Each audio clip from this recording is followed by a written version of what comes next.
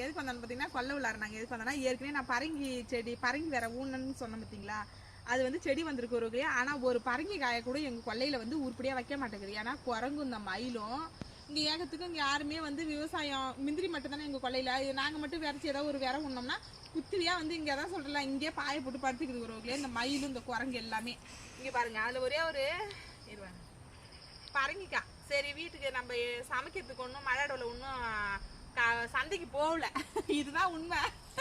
சந்தைக்கு பார்த்தா வந்த ஒரு அதையும் இங்கே பாருங்களா, சரி பெருச்சு ஆக்கும் அப்படின்னு சொல்லிட்டு பார்த்தேன். அங்கே பாருங்க இது என்ன கொத்திச்சுன்னு பார்த்தீங்கன்னா மயில் வந்து இந்த மாதிரி கொத்தி வச்சிருக்கு. மயில் குரங்கு இந்த மாதிரி, அதனால தான் இதை புட்டுட்டா. இது எப்படி வச்சாலும் இது வீணா போயிடும் ஒரு பாருங்க பார்த்தீங்களா. ஆனால் சக்கரை பரங்கி தான் இது, அது இல்லாத எங்கே ஒன்று இருக்கு.